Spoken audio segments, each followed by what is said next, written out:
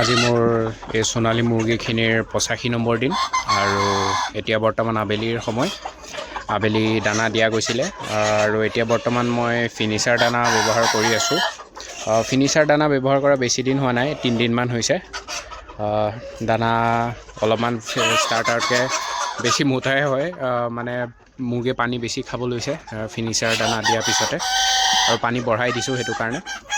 আৰু বৰ্তমান এতিয়া মুৰ্গীখিনিৰ এভাৰেজ ওজন 1 কেজি ওচৰ 1 কেজি পাৰ হৈছে এভাৰেজ ওজন। আৰু মতা মুৰ্গীখিনিৰ ক'বলৈ গ'লে 5 পোৱা নহ'লে 1300 গ্ৰাম, 1.5 কেজি চাইজৰো আছে মুৰ্গী ডাঙৰ ডাঙৰ।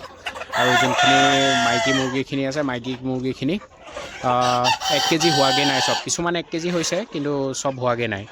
সেইকাৰণে আপোনাৰ কিছুমান কমো আছে, 800-700 গ্ৰামৰো আছে মাইকী মুৰ্গী। সেইকাৰণে কৈছোঁ যে এভাৰেজ 1 কেজি বুলি পেলাই। আৰু বাকী মেডিচিনৰ ক্ষেত্ৰত ক'বলৈ গ'লে এইকেইদিন কোনো ধৰণৰ মেডিচিনেই দিয়া নাছিলোঁ, সুদা চাফা পানী দি আছোঁ আৰু বেলেগ একো নাই। আৰু যিহেতু মুৰ্গীখিনি কোনো ধৰণৰ সমস্যা হোৱা নাই, সেইকাৰণে একো মেডিচিন দিবলগীয়া হোৱা নাই বৰ্তমানলৈকে। আৰু মুৰ্গীখিনি বৰ্তমান অলপমান কাজিয়া কৰিবলৈ আৰম্ভ কৰিছে, যিহেতু ডাঙৰ হৈ গৈছে মতা মুৰ্গীখিনিও। ইফালেও এটা ৰুম আছে, সেইটো ৰুমতো ইমানখিনি আছে মুৰ্গী। আৰু বজাৰ প্ৰায় 260 টকা কেজি এতিয়া বৰ্তমান ইয়াতে চলি আছে। আৰু চাওঁ কেইদিনমান আৰু 2 সপ্তাহমান ৰাখিম মুৰ্গীখিনি, তাৰপিছতহে বজাৰৰ কাৰণে উলিয়াই দিম।